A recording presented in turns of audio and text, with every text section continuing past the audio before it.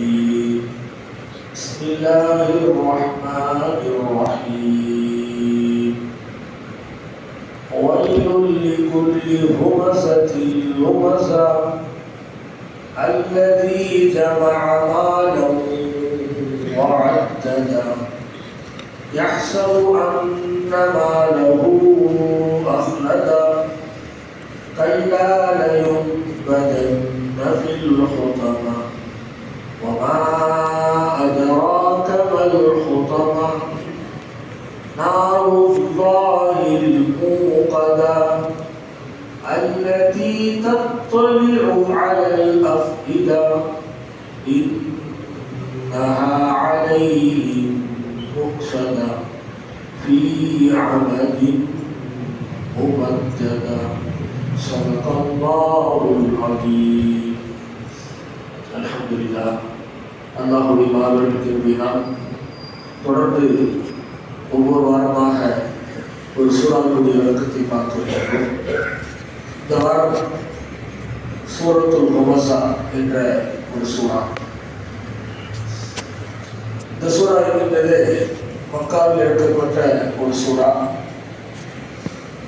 நாம் அதிகமாக இந்த சூறாவையும் தொழுகையில் ஓதக்கூடியவர்களாக இருக்கிறோம். இந்த சூறாவில் அல்லாஹ் தஆலா குறை சொல்லி புறப்பேசி தெரியக்கூடியவருடைய விபரீதத்தை பற்றி அல்லாஹ் பேசுகின்றார்.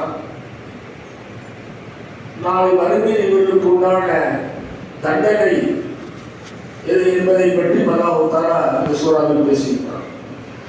இந்த சூறாவுடைய அர்த்தத்தை பார்ப்போம். ஒவ்வொருவருக்கும் வழி இருக்கின்றது, கேளுதான். யாருக்கு? ஹுமஸத்தில் லுமஸா, அதாவது குறை சொல்லி புறப்பேசி தெரியக்கூடிய ஒவ்வொருவர்களுக்கும் கேடு இருக்கின்றது, வயலுதான் இருக்கின்றது என்று சொல்லிவிட்டு அல்லாஹ் அடுத்தது சொல்லுகிறான், அல்லதி ஜமஅ மாலன் வஅத்ததா. அதாவது குறை சொல்லி புறப்பேசி தெரியக்கூடியவருடைய இரண்டாவது தீமை என்னவென்று சொன்னால், அவர்கள் தன்னுடைய பொருளாதாரத்தை சேமிக்கின்றார்கள். சேமித்து வஅத்ததா, அதை எண்ணிக்கொண்டும் இருக்கின்றான். பொருளாதாரத்தை சேமித்து அதை எண்ணிக்கொண்டே இருக்கின்றான்.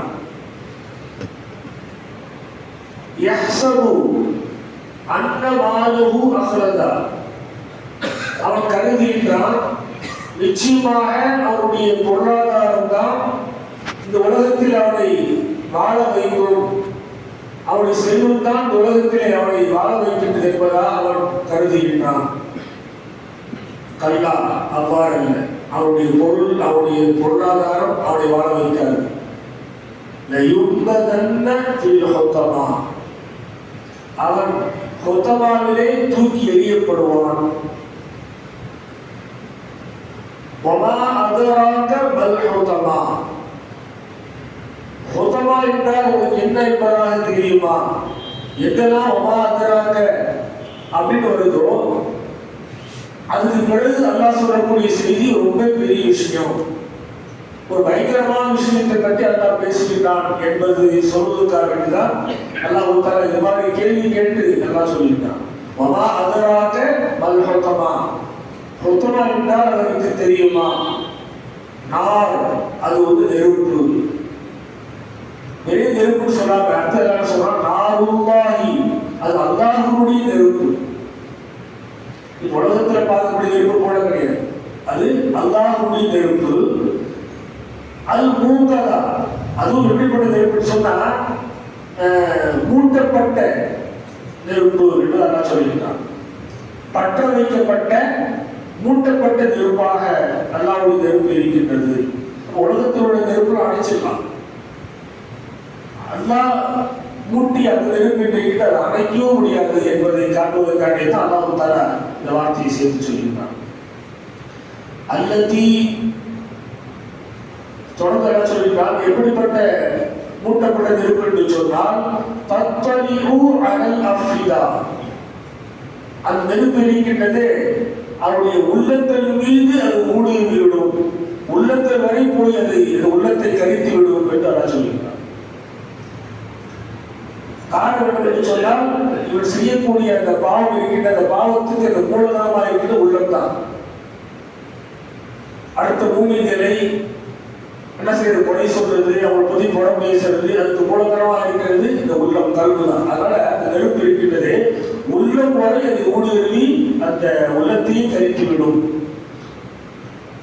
இன்னஹா அலைஹிம் மோசமாக, நிச்சயமாக அந்த மொத்தமான நெருப்பு இருக்கின்ற அவர்கள் மீது அது மூடப்பட்டதாக இருக்கும். ஆனால் வெளியே வரவும் முடியாது. ஃபுல்லா அந்த நெருப்பு மூடி அவர்களை மூடி சூழ்ந்து இருக்கும். அப்ப அந்த மூடி இருக்கிற கூட அதனுடைய உஷ்ணம், அதனுடைய வெப்பம் இருக்கின்றது, அது கடுமையாக வேதனை அதிகமாக இருக்கும். கடைசியாக சொல்லினால் ஃபி அமதி முமத்ததா, ஃபி அமதி முமத்ததா, அதாவது பெரிய பெரிய அந்த கம்பங்களிலே அவர் கட்ட வைக்கப்பட்டிருப்பார்கள். அதாவது எந்த வகையில் வெளியே வருவது சாத்தியமே கிடையாது.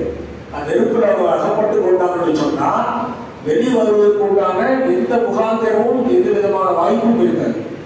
அந்த நெருப்பு அவர்களை சூழ்ந்து மூன்று இருக்கும். அது அவர்கள் அந்த பெரிய பெரிய கம்பங்களிலே கட்டி வைக்கப்பட்டு அந்த நெருப்பில் அவர்கள் அகப்பட்டிருப்பார்கள் என்ற செய்தியெல்லாம் உத்தாரா இந்த வசனத்தை சொல்லி காட்டியிருக்கிறார். இந்த சூறா இருக்கின்றதே இது மக்காவில் இறக்கப்பட்ட சூறா. நபி ஸல்லல்லாஹு அலைஹி வஸல்லம் இந்த இஸ்லாத்தை எத்தி வைக்கின்ற பொழுது அந்த மக்கள் காஃபிர்களிடம் எடுத்து சொல்லுகின்ற பொழுது என்ன யார் இஸ்லாத்துக்குள்ள வராங்கன்னு சொன்ன ஆரம்ப கட்டத்தில் ஏழை எளிய மக்கள் இஸ்லாத்துக்கு வராங்க, அதே போல அடிமைகள் இஸ்லாத்துக்குள்ள வராங்க.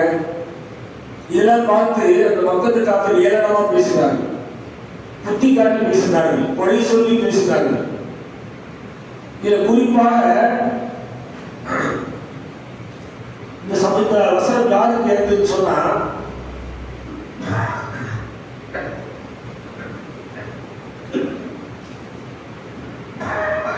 அஹனஸ் இப்னு ஷுரைஹ், வலீத் இப்னு முகைரா, உமையத் இப்னு ஹலஃப் இவங்க சம்பந்தமாக அல்லாஹ் தஆலா இந்த சூறாவை இறக்கி வைக்கிறான். இவர்கள் தான் என்ன செஞ்சாங்க? ரொம்ப மும்மரமா பேசினாங்க. நபி ஸல்லல்லாஹு அலைஹி வஸல்லம் ஏளனமா பேசினாங்க.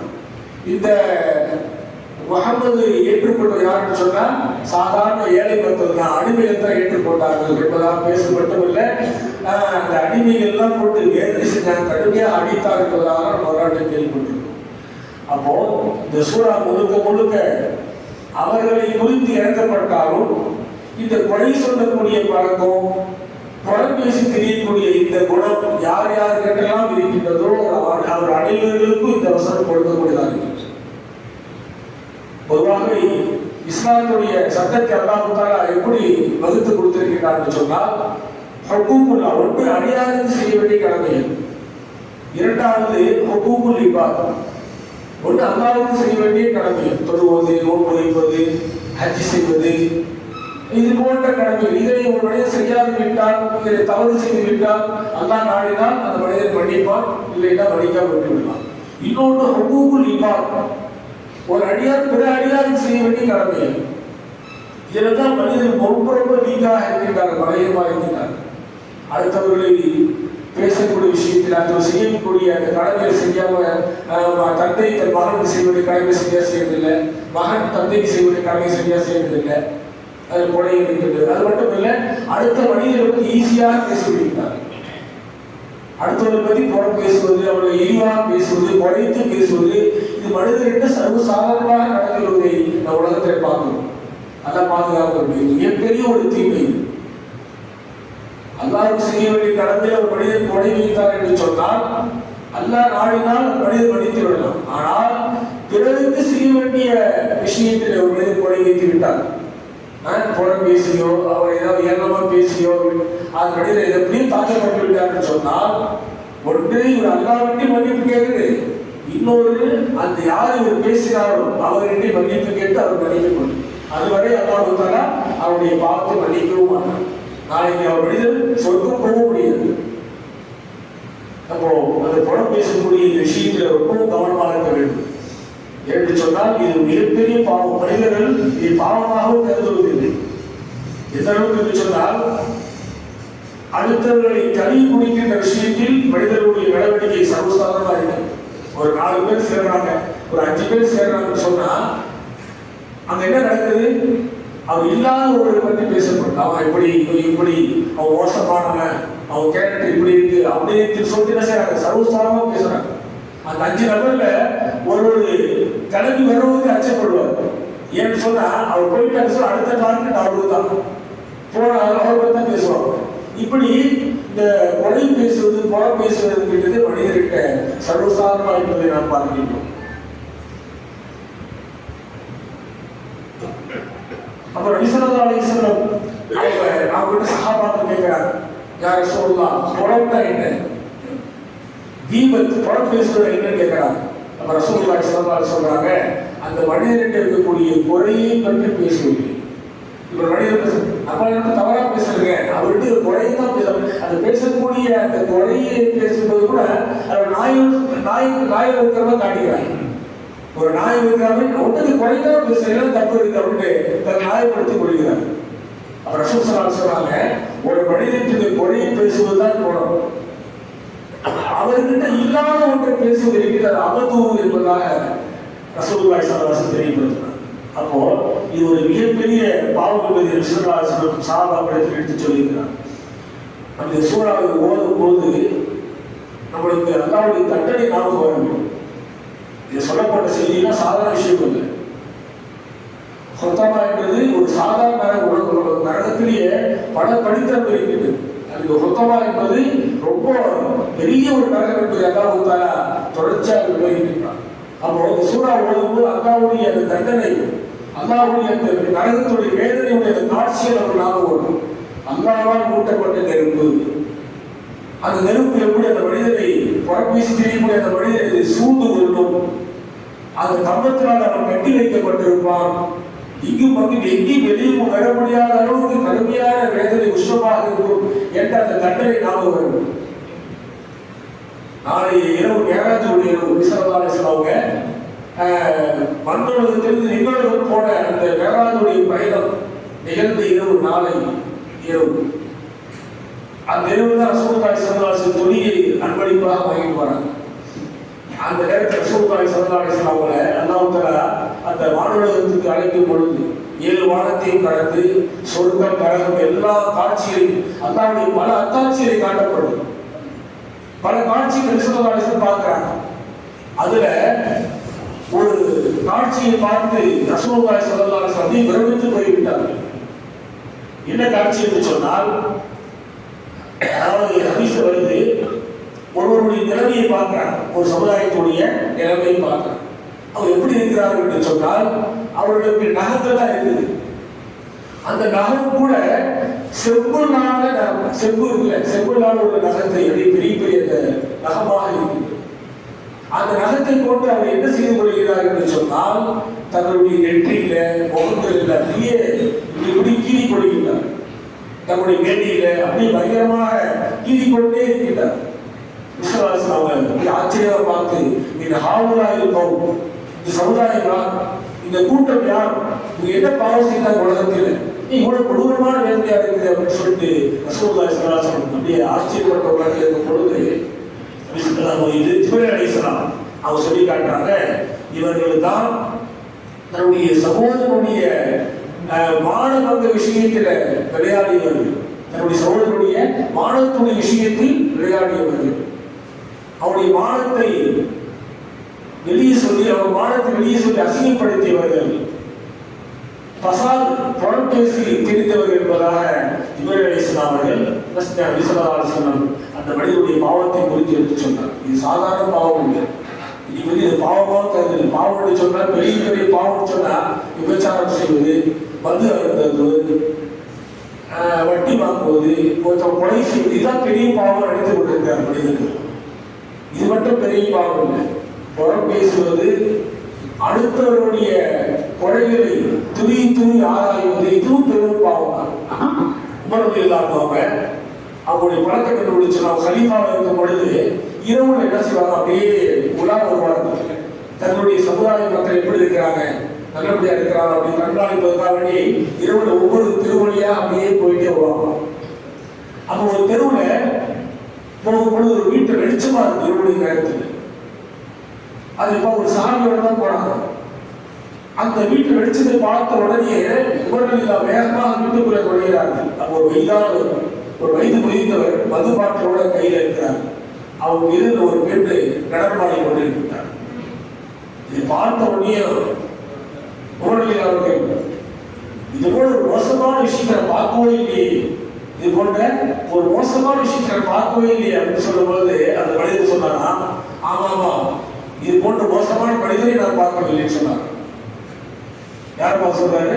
உமரில் அவர் பார்த்தாரு, இது போன்ற மோசமான மனிதர் நான் பார்க்கவில்லைன்னு சொல்லி இது நம்ம சொல்ற திரும்பி நம்மளே சொல்றாரு அப்படின்னு உமரில் ஆச்சரியப்படுறாரு. சொல்றாரு, நான் மது வைத்துக் கொண்டிருக்கிறேன், எங்க வீட்டுல இந்த பெண்ணை வச்சு ஆடி ஆட்டம் கொண்டு கொண்டிருக்குது. ஆனால் அடுத்தவருடைய குழந்தையை நல்லா சொல்ற வலா தஜஸ்ஸு வலா எதுத்த பாம்புக்கு பாங்கலாம், அடுத்தவருடைய குறையை துருவி துருவி ஆராயாதீர்கள் நல்லா சொல்லியிருந்தாங்க. ஆனால் என்னுடைய குறை ஆராய்வதற்காக வேண்டிய வீட்டில் அனுமதி இல்லாமல் நுழைந்திருக்கின்றீர்கள் என்பதாக அவர் கேட்கும் போது அப்படியே தலையை தொங்க போட்டு அவர்கள் அப்படி வெளியே வருகின்றார். ஒவ்வொரு நாசமடைந்து விட்டேன் என்பதாக ஆமாமா நீ சொல்வது செய்தார் என்பதாக ஒப்புக்கொண்டவராக தலையை தொங்க போட்டு உமர் வெளியே வருகின்றார். அப்ப கூட இந்த சகாபாக்களிடத்துல கூட நடந்த விஷயத்தை சொல்லவில்லை. அப்போ ரொம்ப நீண்ட காலம் ஆகின்றது. அதுக்கு பிறகு அந்த உமரில் அவங்க உட்கார்ந்து மஜ்லிஸ்ல அந்த எந்த காட்சியை வீட்டிலே பார்த்தாரோ அந்த மனிதரும் அந்த சபைக்கு வருவதில்லை. உமரில் யாரும் சொல்லியிருப்பாங்களோ, நம்மளை பத்தி பேசியிருப்பாங்களோ அப்படின்னு சொல்லிட்டு அவர் அச்சப்பட்டு வெளியே வராமே இருந்தார். ரொம்ப நாள் வெளியே நாளுக்கு பிறகு ஒரு மஜ்லிஸ்ல ஒரு சபையில உமரில் உட்கார்ந்துக்கிறாங்க. அதுல அந்த மனிதர் என்ன செய்யறாருன்னு சொன்னா அப்படியே மறைந்து ஒளிந்து அப்படியே வந்து அந்த சபையில உட்கார்ந்து கொள்றாரு. இது உமரில் அவன் பார்த்துக்கிறான். பார்த்து விட்டு அந்த மனிதர் அழைக்கிட்டார், வாங்க பேசி பக்கத்துல நீங்க உங்க வீட்டுல நடந்த விஷயத்த நான் என் கூட இருந்த என்னோட இரவு கூட வந்தாரு ஒரு சாமி, அவரிடத்துல கூட நான் சொல்லவில்லை அப்படின்னு சொல்லிட்டு அந்த மனிதர் சொன்னார். உடனே அவரு உமரில் காலையில் சொன்னாரா, நீங்க பார்த்து போன பிறகு இந்த பாவத்தை நான் இப்படி செய்வதே இல்லை, அதை அப்படியே முழுமையாக விட்டுவிட்டேன் என்பதாக அந்த மனிதர் சொல்லக்கூடிய செய்தி வரலாற்று பார்க்கிறோம். எதுக்கு சொல்லி காட்டுகிறது சொன்னால், சஹாபாக்கள் எல்லாம் அடுத்தவருடைய கொலையை பார்க்கின்ற விஷயத்தை ரொம்ப பெரிய குற்றமாக கருதினாங்க. அஷரத்துல் முபஷரா கேள்விப்பட்டிருப்பது சொர்க்கத்தை கொண்டு நன்மாராய் சொல்லப்பட்ட 10 சஹாபாக்கள் நிறைய இருக்கிறாங்க. ஒரு 10 பேர் சொல்லிக்கிறாங்க. அந்த சஹாபிகள் கூட என்ன செய்வாங்க சொன்னா தன்னுடைய செய்யாத குற்றத்தை நினைச்சு என்ன செய்வாங்க வருத்தப்படுவாங்க.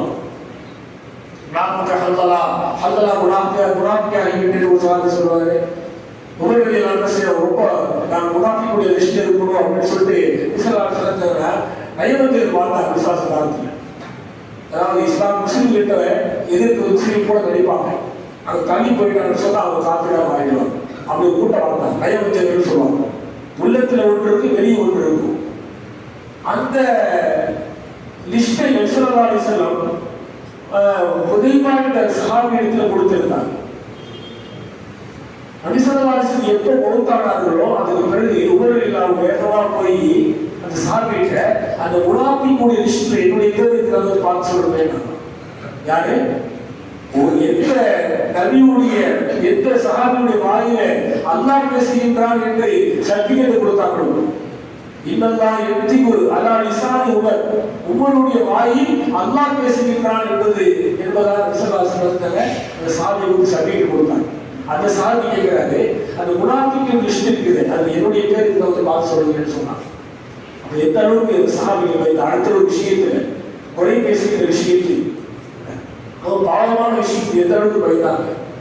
அப்ப மனித ரசிகர்கள் சொன்னா பாவம் என்று சொன்னால் தொழுகை விட்டால் பாவம், பெரிய பெரிய கொலை செய்து விட்டால் பாவம், வட்டி வாங்கினா பாவம், இதில் பெரும்பாலும் இதில் நினைக்கிறார்கள். ஆனால் இந்த புறம் பேசக்கூடிய விஷயத்துல அடுத்தவரை கொலை பேசக்கூடிய இப்போ இந்த விவசாயம் இருக்கிறது. இதுல எதெல்லாம் உள்ள வந்து சொன்னா இப்போ மனிதர் உட்கார்ந்து இருப்பாரு, போயிட்ட பிறகு அவர் பாருங்க கண்ணில் சாலை காட்டுறது, அவன் கையில அவர் பாருங்க அப்படின்னு சொல்லி அது போக விட்டு இப்படியான பேசுறது கண்ணனால கையினால இப்படி சாலை காட்டக்கூடிய இந்த மனிதன் கூட இந்த உபசாரத்தில் வந்து விடுவார்கள். அவர்களுக்கு பயில் என்றதாக இருக்கின்றதாக தப்சீலாசிரியர் குறிப்பிடுகிறார். அப்ப இது மிகப்பெரிய பாவமான விஷயம். இந்த ஆயத்தை தான் சொல்லி காட்டுகிறேன். அந்த வசனம் வந்து எது சாதாரணமாக ஓதும் பொழுது அல்லாஹ் சொல்லக்கூடிய எச்சரிக்கைகள் யாருக்கு பற்றி எல்லாம் பேசுகின்றார் என்ற விஷயத்தை விளங்கிட செய்து சிந்தனை வருகிறது. அப்போ நபிசல்லாஹு இந்த வருஷம் சொல்ற குஜராத்தில் ஒரு ஆயத்து அது ஒரு செய்தி எல்லாம் சொல்றா, அடுத்தவருடைய குறையை தூவி தூவி ஆராயக்கூடியவர்கள், ஒருத்தர் குறையை இன்னொருத்தர் பேசக்கூடிய இதெல்லாம் எப்படிப்பட்ட பாவம்னு சொன்னா, தன்னுடைய இறந்து போல தன்னுடைய சகோதரனுடைய மாமிசத்தை நிசிக்க அது விரும்புவார்களா என்று அல்ல கேட்கிறான். இறந்து போல தன்னுடைய சகோதரனுடைய அந்த மாமிசத்தை எடுத்து சாப்பிடுவதற்கு அவர் விரும்புவாரா? ஒரு காலம் விரும்புவாங்க. கரையிட்டுணும் நல்லா சொல்றான். அதை அவர் விரும்பவும் மாட்டார்கள். அப்ப அப்படிப்பட்ட தன்னுடைய சகோதரனுடைய மாமிசத்தை சாப்பிடுவதற்கு ஈக்குவலான ஒரு பாவங்களாக அல்ல குரான் சொல்லியிருக்காங்க. எனவே இந்த பாவத்தை ஒழுங்கையாக விட வேண்டும். ஒரு வியப்ப ஒரு அபாயமான ஒரு பாவம் அடுத்த மனிதர்கள் பற்றி பேசுவது துணித்து ஆராய்வது. சொல்றாங்க, ஒரு மனிதர் இன்னொரு குறையை துணித்து ஆராய்ந்தார் சொன்னால் அல்லாஹ் அவருடைய குறையை துணித்து ஆராய்கிறார். இவரு ஒருத்தரை பற்றி அவர் அசிங்கப்படுத்தான்னு சொன்னா அல்லாஹ் அதை விட பெரிய ஒரு சபையில அவர் அசிங்கப்படுத்துவாங்க. இவர் வச்சுக்காரு நம்மளை ஏதோ ஒன்றுக்காரு. அல்லாஹ் கண்காணி சாதாரண அல்லாஹ் பஷீர், அல்லாவுடைய பார்வையில் இருந்து யாரும் போக முடியும். நம்மளுடைய பார்வை என்ன செஞ்சிடும், குறிப்பிட்ட தூரத்தான் இருக்கும். ஒரு மனிதன் எப்போ கண்காணிப்போம், இந்த காம்பவுண்டுக்குள்ள தான் பார்க்க முடியும். அல்லா அப்படிங்கிறது எவ்வளவு தூரம் நீ ஒழிஞ்சிருந்தாலும் அல்லா விட்டு நோக்கி இருக்கிறான். அது அல்லா அறியக்கூடிய அசவி அல்லா நன்கு கேட்கக்கூடியது. நீங்க செவுத்துக்குள்ள மறைஞ்சி பேசுறப்போ அல்லாவுக்கு தெரியும். அப்போ அல்லாவுடைய அல்லா அந்த மனிதர் விட்டு நோக்கிறான்னு சொன்னா அப்ப அது எவ்வளவு பெரிய ஒரு பாவத்தை வழங்கப்படுகிறது. நாளை வறுமையில இவர் ஒருத்தரை உலகத்தை அசிங்கப்படுத்தினான்னு சொல்லி நாளை வறுமையில எல்லாரும் முன்னாடியும் அவர் அசிங்கப்படுத்துவோம்.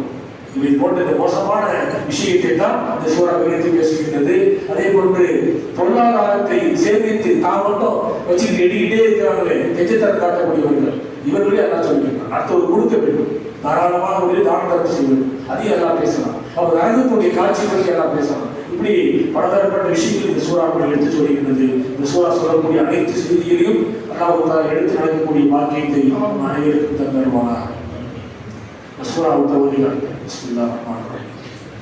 வயலுல் லிகுல்லி ஹுமஸத்தில் லுமஸா அல்லதி ஜமஅ மாலஹு வஅத்தத يحسب أن ماله أخلد كلا لينبذن في الحطمة وما أدراك